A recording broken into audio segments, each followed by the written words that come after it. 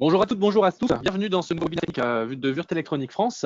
Mon écran est en train de s'afficher. La session va pouvoir commencer dans quelques instants. J'espère que tout le monde m'entend. C'est parti. Alors aujourd'hui, pour votre plaisir, j'ai le plaisir moi aussi d'accueillir Alain Lafointe, notre Niçois, qui est chez lui. J'espère qu'il m'entend bien également. Moi, je m'appelle Germain, je suis comme lui ingénieur d'application. On est là à votre service pour votre support. Aujourd'hui, c'est Alain qui va présenter et je ne serai là qu'en tant que modérateur. Pendant la session qui durera environ 30 minutes, vous aurez la possibilité de poser vos questions et derrière s'en suivra une session questions-réponses où on pourra débattre de ce que vous voulez. Votre micro est coupé, pas d'inquiétude. Celui d'Alain est branché puisque je l'entends à l'instant. Hop là. Et pour poser vos questions, vous avez un petit onglet questions dans votre interface. Si vous Tu merdes dans utilisez le une tablette, il y a un bouton avec un point d'interrogation. Ça va s'afficher dans un instant, je l'espère. Est-ce que, Alain, tu m'entends? Ouais. Pas très bien.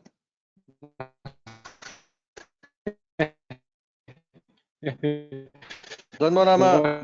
Donne-moi la main. Donne-moi la main. Donne-moi Mais en tout l'écran. cas, alors je Je vais voulais- passer la main Ouais, directement bouge, et allez. je remonterai l'interface question à la fin, comme ça on sera tranquille, il n'y aura pas de doute. Arrête de Ça parler. marche? On t'entend pas. Je te Arrête de donne parler, on t'entend pas. la main. Voilà. Et c'est pour toi. Ça arrive. À tout à l'heure. Bonjour à toutes et à tous. Bonjour à tous. J'espère que tout se Ah, passe mais je t'ai donné bien. la main déjà. Ah, c'est bon, tu as Ouais. la main là. Ok. J'espère que tout se passe bien. J'espère que vous m'entendez mieux que ce qu'on a entendu Germain, parce que, en fait, pour vous dire la vérité, Germain, il habite à Avignon. Il n'y a rien à part des ânes et des arbres. Donc, il a des problèmes de 4G. Donc, voilà pour la petite histoire. Moi, je suis basé à Nice. Je suis content de vous accueillir aujourd'hui chez moi pour un apéro séminaire.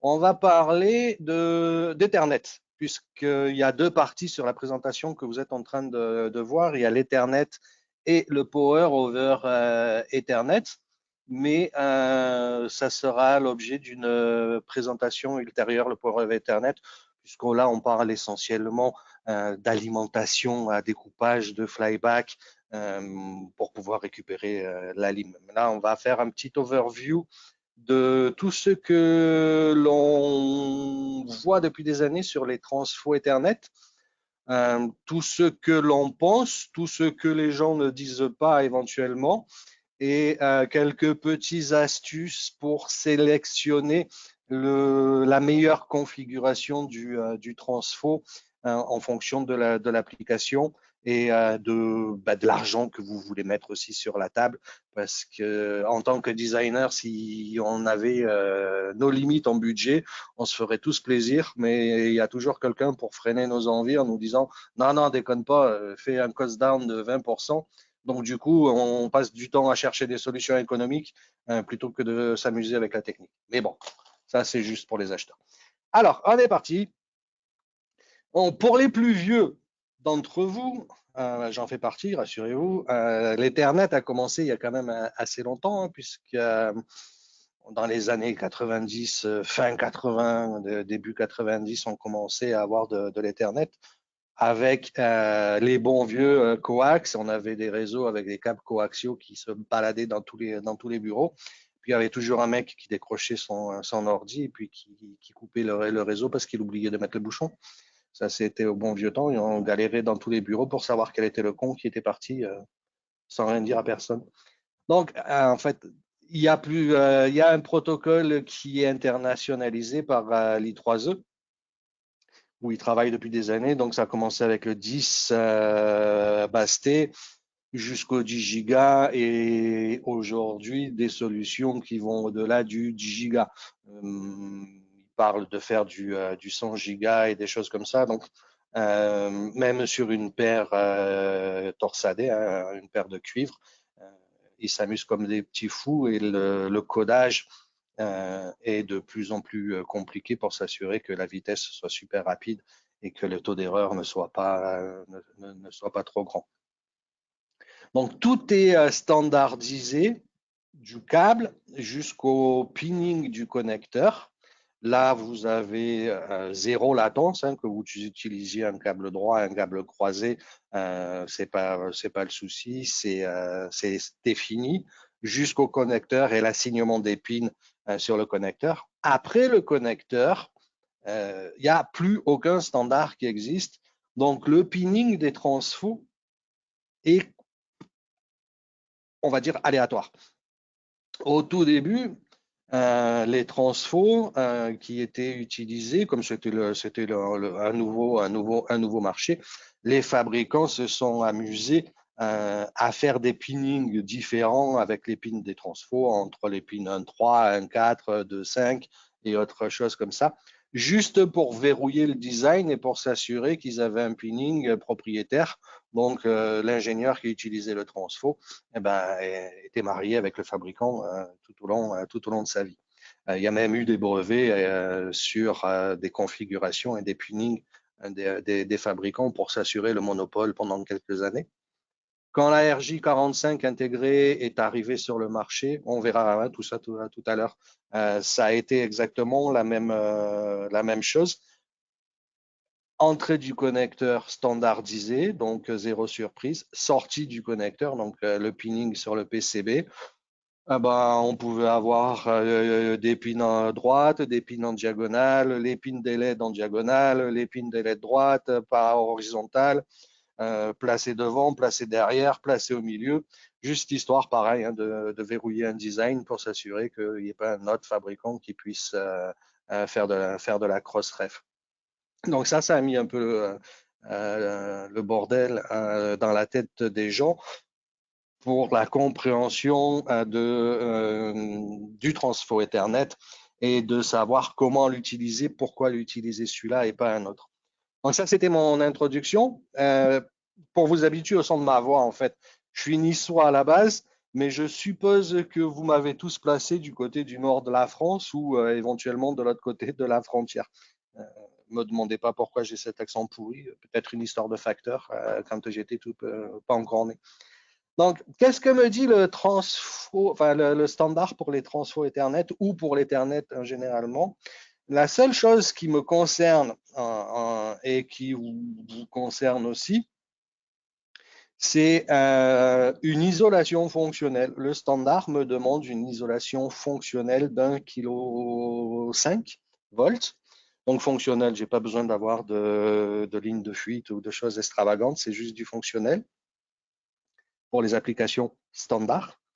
Pour les applications qui requièrent un peu plus d'isolation, comme le médical, on ne se réfère pas à un standard Ethernet proprement parlé. On nous renvoie sur les directives de la 60950 pour une isolation 4 kg. Donc, ça veut dire que là, j'ai besoin d'avoir des lignes de fuite et des lignes d'acheminement aux alentours de 8 mm. Ligne de fuite, c'est dans l'air et les acheminements, c'est le creepage, c'est sur la surface du matériau.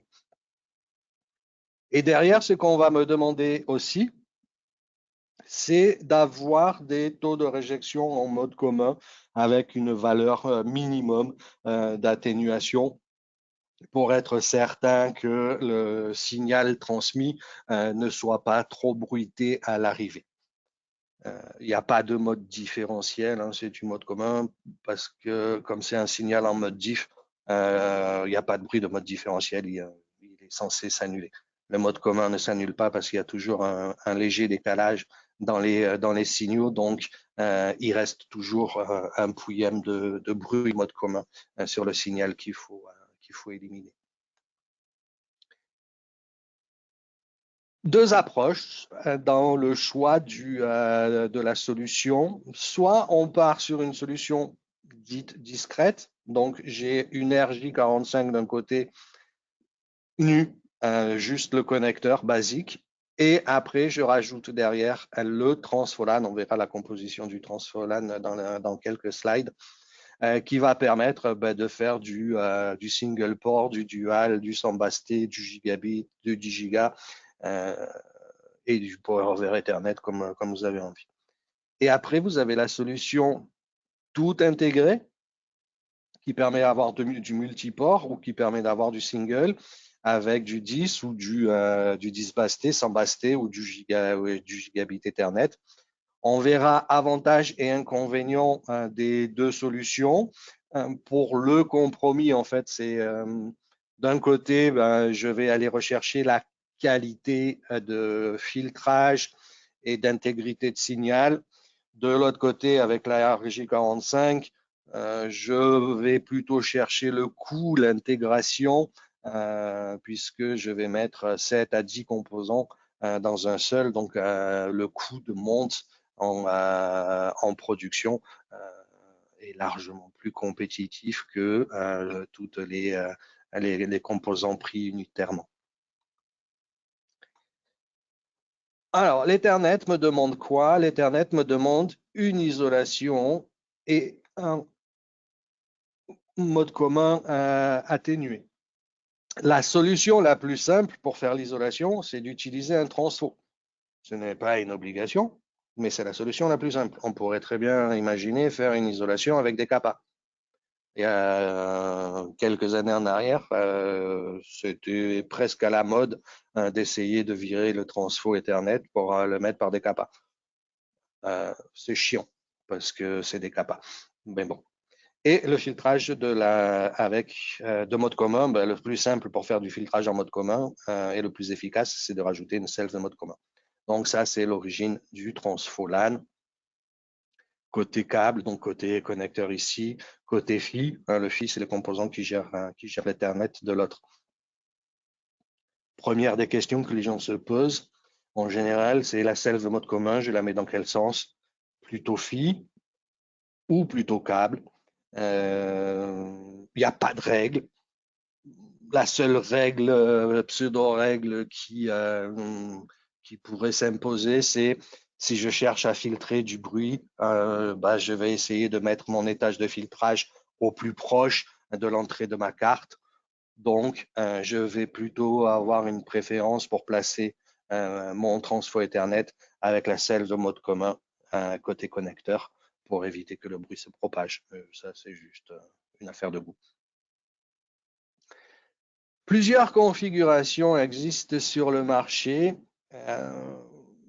et on va regarder le pourquoi du comment avec dans la suite des slides. Voilà. Donc, première des solutions, juste le transfo.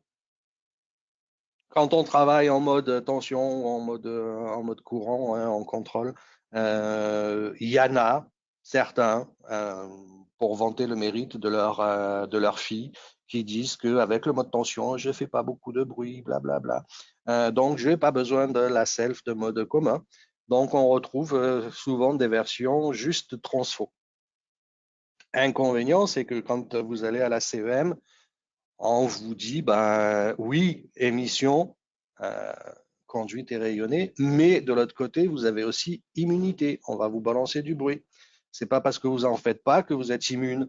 Donc, faire du que transfo, c'est un peu mettre un aveugle dans une voiture autonome. Si la voiture autonome veut rendre la main en cas de problème, l'aveugle, il est un peu dans la merde.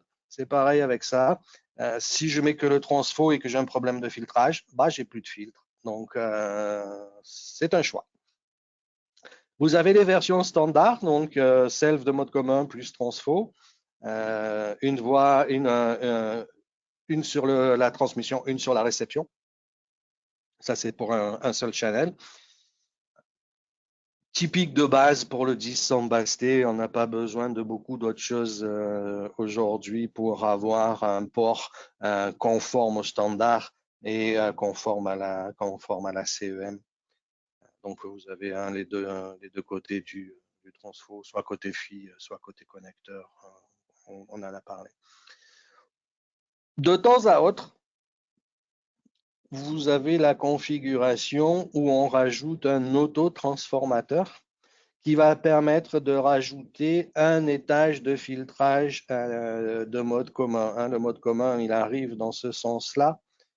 Vu le sens de bobinage du transfo, eh ben, le bruit va s'écouler dans cette direction et le bruit va s'écouler dans cette direction. Donc, il va repartir par le point milieu du transfo pour aller s'écouler à la masse, puisque je vais avoir pris la précaution de lui coller une terminaison de Bob Smith ou une kappa.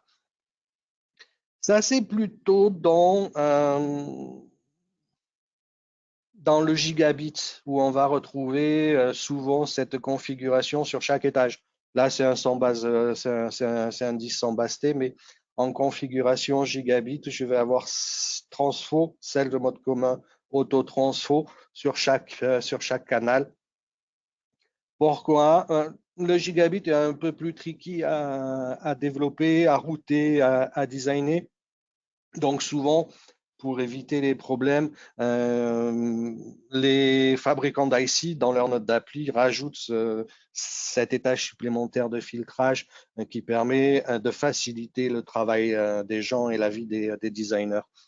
Si vous êtes expert en routage de signaux rapides, si vous maîtrisez les impédances, puisque vous avez un matching à 100 ohms sur l'Ethernet, si vous savez faire, parce que vous en avez fait plusieurs, vous êtes cassé les dents, si vous contrôlez bien ça, pour gagner un poil dessous, vous pouvez très bien revenir sur une version standard environ cet étage-là.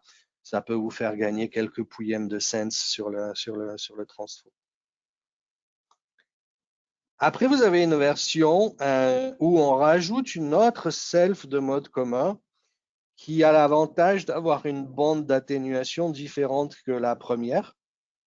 Ça c'est les versions, et on verra plus tard les courbes.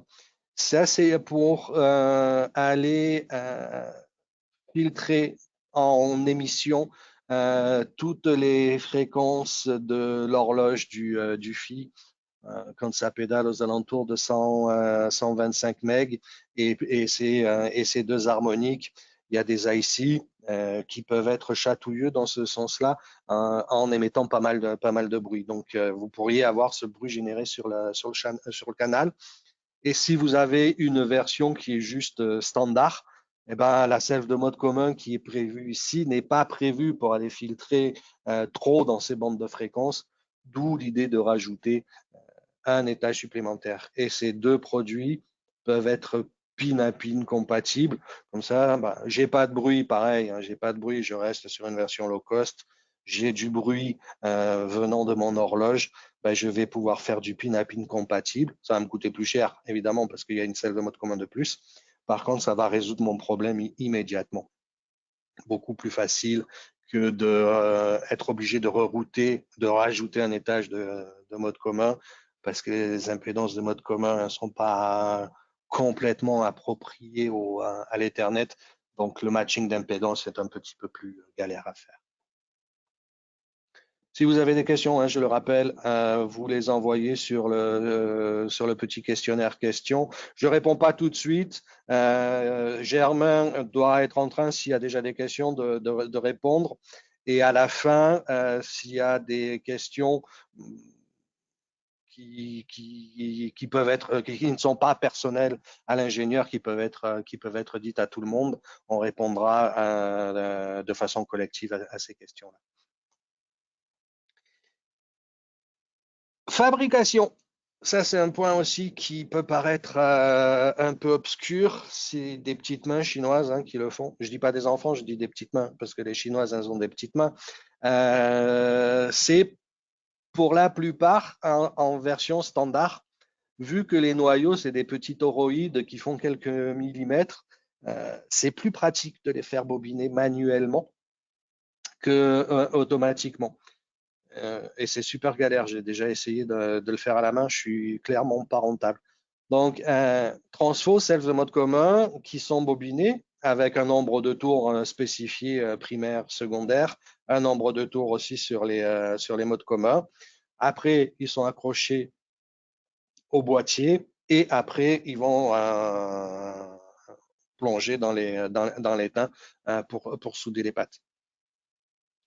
À l'origine, le transfo Ethernet, ses débuts étaient moulés. Maintenant, vous avez plus de chances de le retrouver décapsulé du dessous. C'est pas histoire de gagner de l'argent, c'est qu'en fait, avec la version moulée, quand il passait en refusion, comme il est moulé, de temps en temps, il pouvait craquer parce que l'air à l'intérieur, ça devient chaud. Donc, pour éviter les problèmes de SAV et puis les RMA, à force, les fabricants ont plus se sont orientés sur la version décapsulée. Donc, après, on s'aperçoit qu'à l'intérieur, c'est quand même vachement petit. Ça, c'est pour des isolations pour du 1500 volts. Quand on veut avoir une isolation supplémentaire comme le 4 kg avec 8 mm de ligne de fuite, on s'aperçoit immédiatement qu'un boîtier qui est standard ne permet pas d'avoir ces 8 mm de ligne d'acheminement. Donc, il faut prendre des versions de boîtiers élargies pour pouvoir avoir transfo, self de mode commun et mes millimètres supplémentaires qui me permettent d'obtenir l'agrément des 4 kg isolation renforcée. Et aussi, le fil utilisé n'est pas le même, puisque au moins c'est du double isolation sur une des parties, ce qui fait qu'il faut faire attention au couplage et donc à l'intégrité du signal que vous allez avoir si vous travaillez au giga.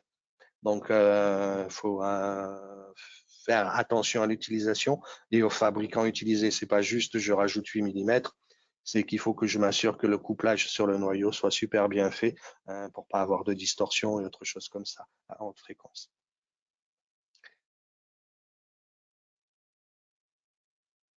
Nouvelle approche sur les transfos Ethernet. Ça, c'est l'empirique, l'historique des tors fait à la main.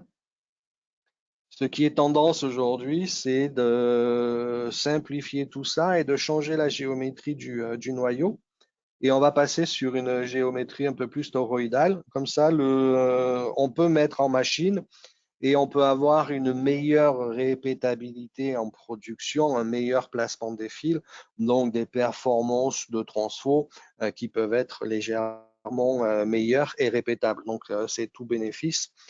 Autre problème qu'il y avait sur les transfos, c'est le pinning. Les pins en sortie, la coplanarité des pins en fonction peut être problématique. C'était une des sources aussi de RMA parce que les pins ont été tordus, soit parce que le fabricant a merdé sur sa ligne de production, soit pendant le transport. Mais à la fin, de toute façon, le sous-traitant, il ne peut pas souder. Donc, RMA, requalif du process, etc. Donc, on a des versions macro-composants montées sur PCB avec les transfos et les self de mode commun dans ce style-là qui permettent d'avoir du plug and play et du plug en robot.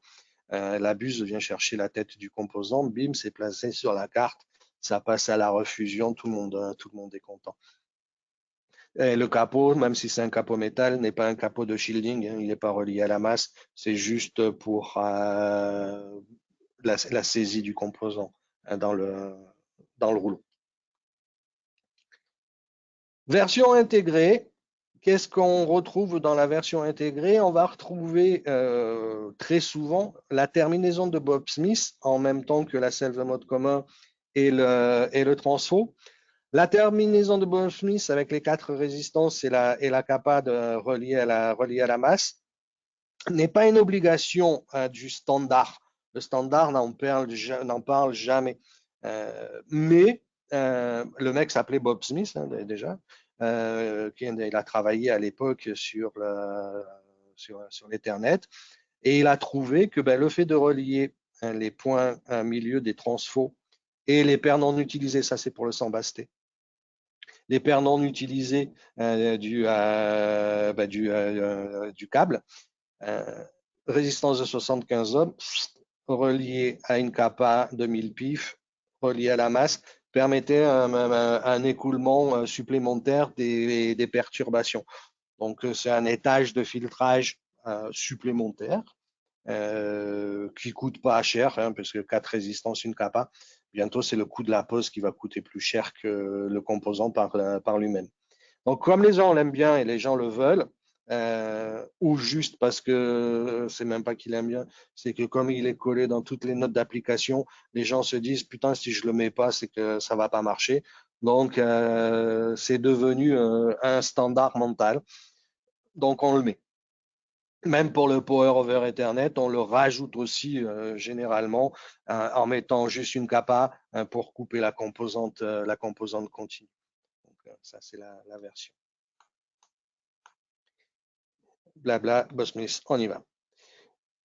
Choix de la RJ45, ça paraît tout con, mais des fois ça peut être problématique. Tab up ou tab down, tout dépend où est placé le connecteur. C'est pas la mise du câble que ça pose un problème, c'est quand je l'enlève. Si j'ai un tab down, donc la languette version bas, et que je suis sur un système avec une plateforme juste en dessous, quand j'ai des gros doigts, ça me fait galérer, pour pas dire autre chose, d'essayer d'aller choper la languette pour enlever le connecteur. Après, si j'ai un boîtier métal, eh ben, je peux penser à rajouter les doigts de contact pour les écoulements des ESD. Qu'est-ce que j'ai à l'intérieur du transfo RJ45 intégré? J'ai pas beaucoup de place. Donc déjà, si vous voulez une isolation supplémentaire que le 1500 volts, il faut oublier la version tout intégrée parce que ben, je n'ai pas les 8 mm. Je ne sais pas où aller chercher les 8 mm, si ce n'est à vous balancer un RJ qui fasse 4 cm de long. Et ça, généralement, ce n'est pas acceptable. Donc, tout le transfo est dans le logement. La partie transfo, c'est le mode commun. Et la partie terminaison de Bosmith, elle est sur le top, qui permet d'avoir 1, 2, 3, 4, 5, 6, 7, 8, 9 ou 10 composants all-in-one dans le PCB. Aujourd'hui, il y a des versions THR, même si c'est du traversant. THR, ça vous permet de pouvoir le passer en refusion directe. C'est mieux que la version CMS à mon goût, parce que la version CMS, les pins sont sur le cul. Vous avez un ou deux points de traversant de maintien, voire CMS. Par contre, tout dépend le nombre d'utilisations que vous allez en faire avec le connecteur. Ça a un risque d'être un peu moins solide et de tenir un petit peu moins, parce qu'il faut toujours considérer que le mec qui arrive avec un câble, c'est un bourrin et il va éclater le transfo. Donc, la version traversante THR, je pense que c'est un très bon compromis. Ce qui est intéressant aussi de voir, c'est ce que vous pouvez obtenir en gain de place quand vous faites du multiport tout intégré. Là, c'est un gros gain en termes de place, parce que les deux voies du transfo, imaginez que vous faites du gigabit, donc les deux voies de transfo sont complètement intégrées dans le RJ45. Ça vous fait un gain de place énorme sur le PCB, pour peu que vous le mettiez celle-là en version horizontale, non verticale, pardon. C'est pas encore l'heure de l'apéro, c'est pour ça que je tremble. En version verticale, ça vous permet d'avoir un double port sur, mettons, 13 mm, et la hauteur, si vous n'avez pas de contrainte, on s'en fout. Si vous le mettez en version discrète sur le PCB, vous avez les deux RJ45, vous avez les deux transfos, vous avez toute la terminaison de Bob Smith sur les deux voies, plus après quelques éléments de filtrage qu'on va voir sur la dernière slide, sur un schéma type de gigabit Ethernet. Donc, performance et comparaison des perfs en fonction des schémas que vous venez de voir. Comment je l'ai choisi? Ben, je l'ai choisi en fonction de ce que je veux vraiment pour la CEM sur la protection. Comment je suis confiant dans le routage d'un côté et comment j'imagine que je vais aller au test et les dB d'atténuation que je vais devoir apporter. Et après, c'est combien je veux payer la solution. Plus je rajoute des noyaux à l'intérieur d'un transfo-LAN, bah, plus il y a du matériau, plus il y a de la main-d'œuvre, donc plus c'est cher. Donc, comparatif des atténuations en mode commun, transfo standard, celle de mode commun standard, on est payé pour atténuer aux valeurs que le standard nous demande, hein, que l'I3E 802.3 nous demande. Pas une obligation fondamentale d'essayer d'aller chercher des milliers de dB d'atténuation, parce que sinon, ça veut dire des matériaux ultra performants, donc ça veut dire des matériaux ultra chers. C'est comme un peu la valeur d'inductance. La valeur d'inductance, on me demande de présenter un minimum de 350 micros. C'est un minimum. Je peux mettre 400 ou 500 si j'ai envie. Mais 400 ou 500, ça me fait des tours des tours supplémentaires. Donc du cuivre supplémentaire. Donc des sous supplémentaires. Donc c'est un minimum de 350. Et voir sur certains transfos Power over Ethernet qui n'ont pas l'assertif hein, 802.3 Power over Ethernet peuvent présenter des valeurs d'inductance qui sont au-delà de 200 micros. Je peux l'utiliser, mais je n'ai pas le droit de dire que je suis compliant avec l'I3E. Genre, je fais un port propriétaire pour moi, je me mets juste le transfo pour alimenter deux systèmes Power over Ethernet. Je peux tout à fait faire ça aussi. Bref, revenons-en à nos moutons. Autotransfo permet d'avoir bien une atténuation supplémentaire hein, sur la bande jusqu'à 1 giga, 100 mégas, pardon.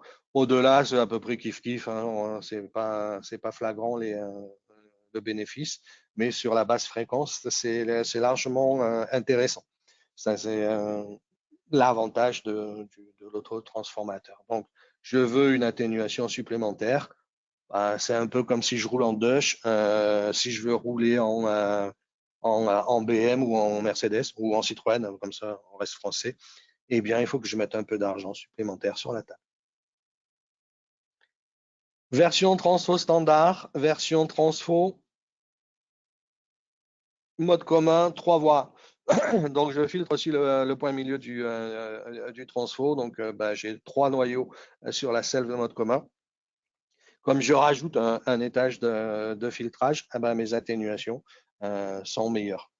Mais j'ai un 3 corps, enfin j'ai un 3 enroulements sur la selve de mode commun. Donc pareil, si je n'ai pas besoin de cette performance-là, c'est pas une obligation que je me la paye. La version HPLE, donc pour les versions de transfo qui vont travailler essentiellement sur la fréquence d'horloge du FI, 225 puis ses copines harmoniques. Il y a des fabricants hein, qui ont cette fâcheuse tendance à pouvoir émettre un petit peu de bruit. Donc c'est pour ça qu'on a fait la version qui est pin-à-pin compatible avec beaucoup de produits standards.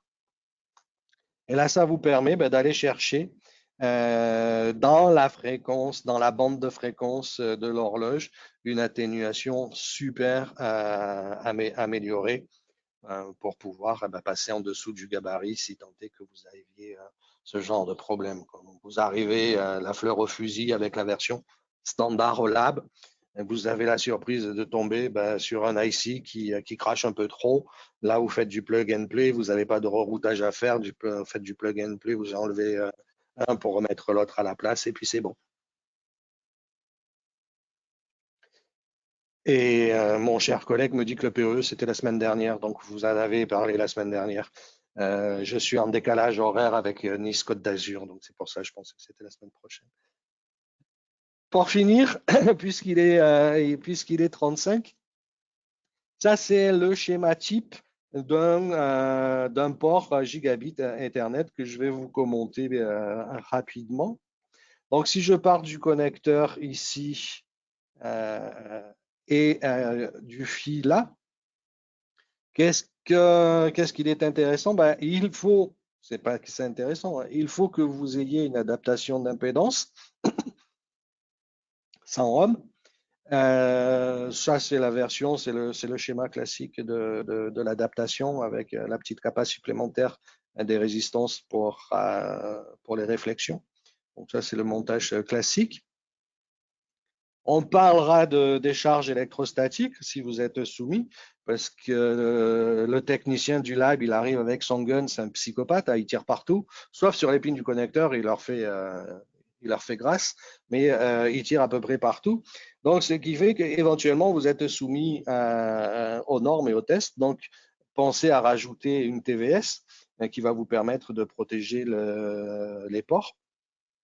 Et par la même occasion, si vous avez une version d'IC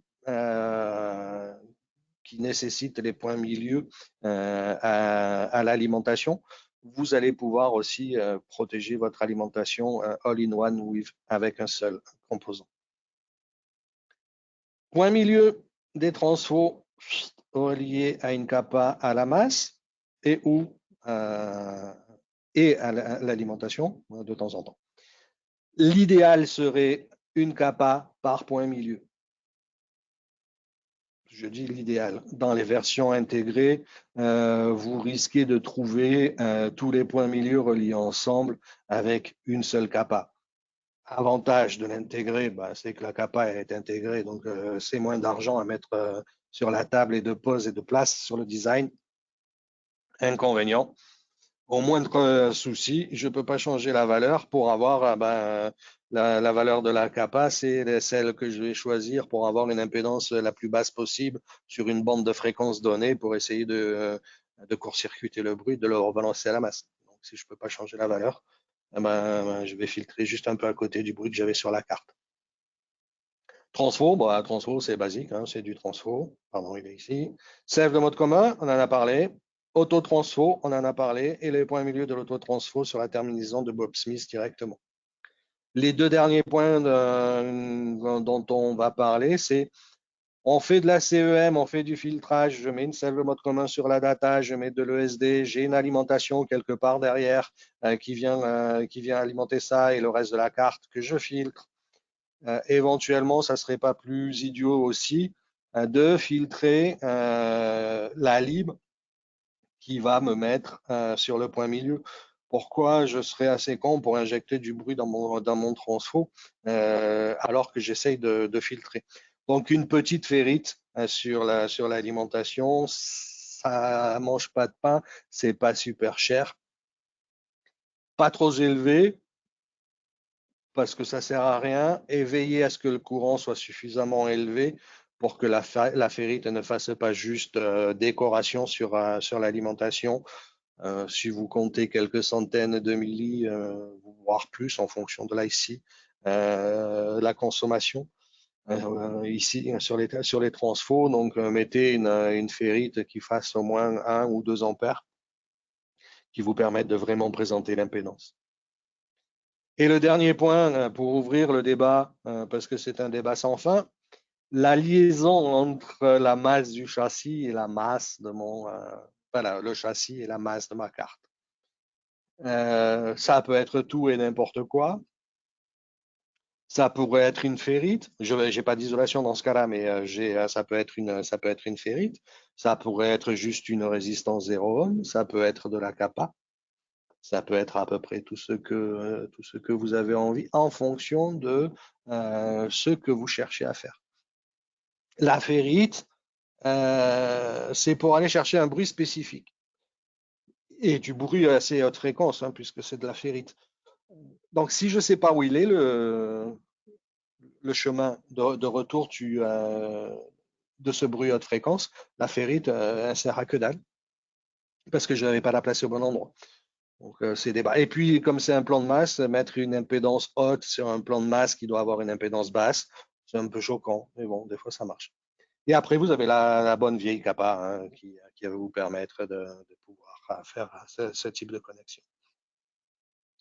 Voilà pour moi. j'ai fini. Donc, Germain, si tu arrives à parler, tu peux reprendre la main. Messieurs, dames, merci de m'avoir écouté.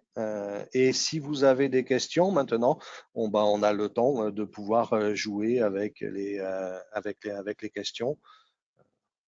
Germain, t'es mort? T'es là? Déjà, est-ce que tu m'entends? Ouais, ça y est. Tu m'entends ou pas? Yes, sir. Ah, on va voir si ça Ouais, arrive on vite. t'entend mal. Bon, je vais juste combler en disant deux, trois choses, le temps que les gens et ah bon, j'allais dire que j'allais combler le temps que les gens posent des questions.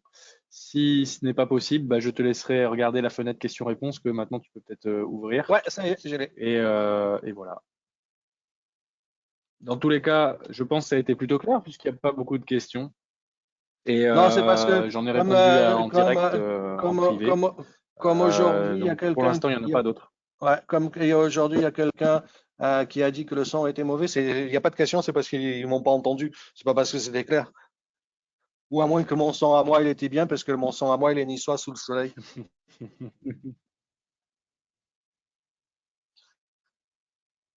Le tien était très bien, Alain. C'était très clair. Seulement, Bah, j'ai un gros problème aujourd'hui. J'épargne tout le monde des détails, hein, ouais, ouais. à part pour combler. Mais voilà, j'attends encore quelques instants, voir s'il y a d'autres questions.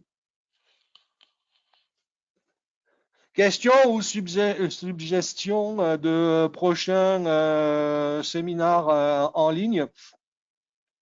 Ça peut être toujours des idées intéressantes de récupérer des sujets que vous avez envie qu'on traite ensemble. On peut faire des sessions privées, version VIP, ou on peut faire des sessions publiques, et on peut parler de différents problèmes.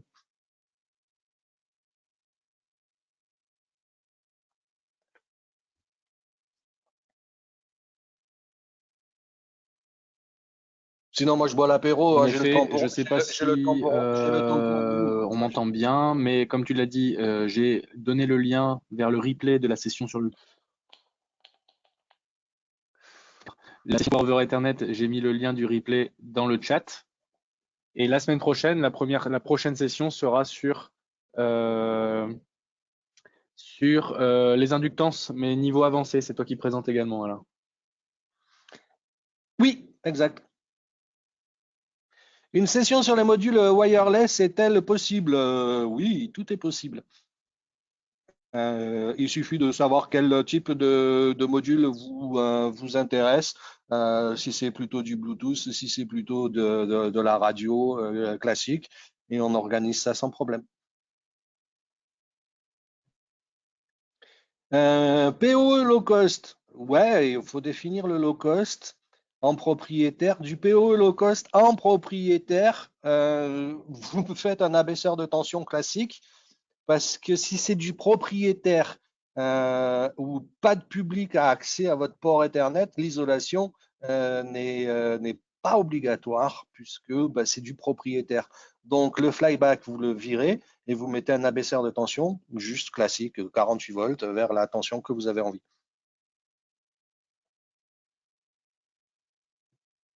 BLE, module ESM pour le séminaire wireless. Oui, oui, oui. Ben, dites-nous quand vous avez envie et qu'on ait le temps de s'organiser. Et c'est très possible à faire. À un détail près, peut-être que la personne qui viendra le faire, qui le présentera, sera un English speaker. Donc, si vous êtes fan de l'anglais, on peut le faire. Ça peut être pas mal. Je me permets, Alain, je connais la personne qui a posé la question. Mhm. Et en l'occurrence, là, les BLE ISM, il me semble que c'est les modules de chez iSmart. Et Pas donc, mal. en effet, ça sera soit en allemand, soit peut-être Albert en fonction de sa formation, mais c'est possible. Voilà. OK. Pendant ce Donc, temps-là, je partage également sur le chat le lien vers la session de la semaine prochaine, si certains veulent déjà s'inscrire.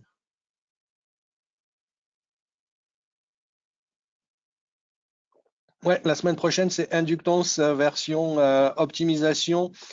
Comment la calculer sans faire de copier-coller de notes d'application des fabricants. et comment faire un compromis entre ce qui est bon pour l'inductance d'un point de vue de stockage d'énergie, de taille, et ce qui est bon pour mon design. Comme ça, faire un compromis dans le design, c'est je vais gratter d'un côté une performance pour la rajouter de l'autre. Donc, il faut que je fasse des sacrifices. Qu'est-ce que je peux sacrifier? Et pour savoir ce que je peux sacrifier, c'est de savoir où sont les bénéfices de chacun et savoir lequel va être le plus intéressant pour moi. Et plus les technos des inductances, comment elles sont fabriquées, quels sont les avantages de certains noyaux, de certaines géométries, du fil plat, du fil rond, du fil de Litz et autres trucs comme ça.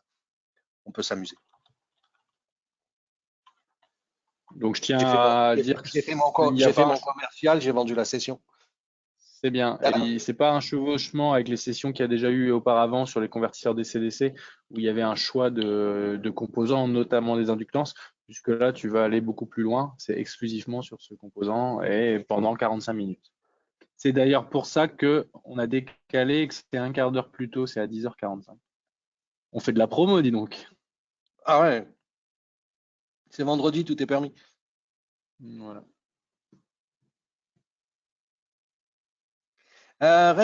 Réponds à la dernière question D'accord, ça marche. en privé. En privé, ça marche. Je le fais. Bon, ben écoutez, messieurs, mesdames, c'est pas la répartition, c'est l'inconvénient de faire du webinaire, hein, on parle tout seul devant son écran.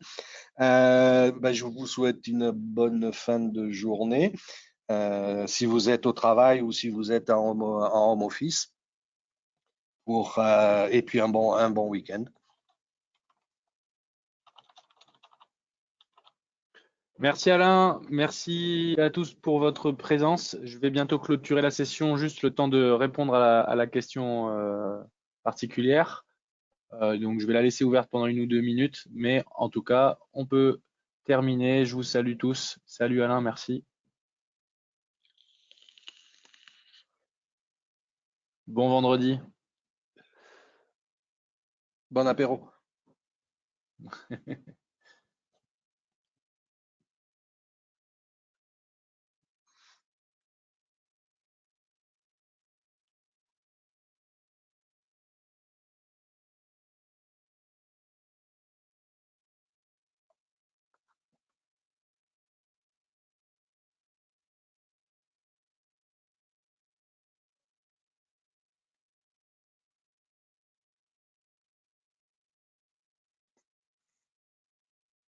Tu coupes ou je coupe?